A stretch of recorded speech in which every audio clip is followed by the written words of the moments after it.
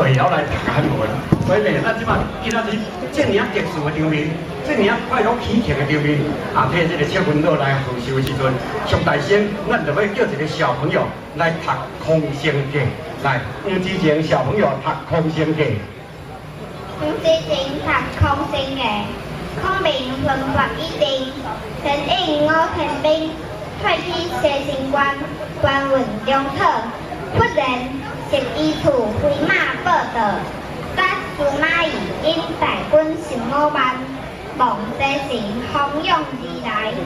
时孔明身边并无大将，只有一班文官，所以5000军一分一半先运中讨去了，只剩2500军在心中。将官听见这个消息，尽皆失色。孔明精神无治，果然阵土冲天，卫兵分两路往西城关杀来。孔明发令，众将精骑并皆中野，诸军各守城壕，只有王平出入，急高声建议者走，大开数门，每文上用军书，百足必成杀色皆多。如卫兵得时，不可擅动，无自由嘅。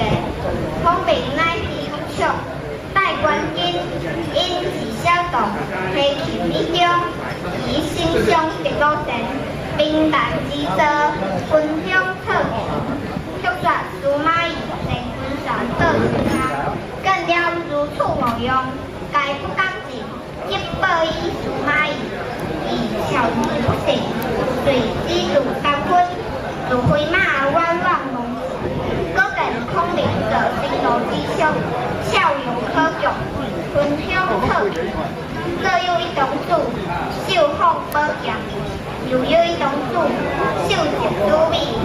新闻内外有21必成，地图沙色，望着无人，以堪别大义，便过将军到后军捉前军，前军捉后。各后军望各山路而退，处处司马交屈，莫非诸葛亮无军，各速出台，父亲何故便退兵？疑惑将兵心坚信，定龙险，因大开新军，必有败复，我兵逐定，将其计啊！如背低，已失退，已是两路兵，尽皆退去。孔明见魏军关起，虎将而笑，将官无不骇然，乃问孔明曰：司马懿乃为一名将，今统15万精兵得处，见了形象，便速退去，何也？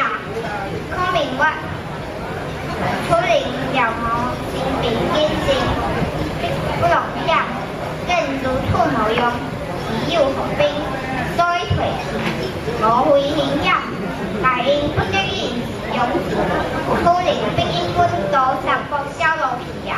我以令兵包二人，在必定后，将该兵口挖，正上天机，神鬼落雪，若无定之格，必起神之所以。孔明曰：我兵只有2500，若起神之所，必不能完全。必不为司马懿所擒获，何能有心上屈？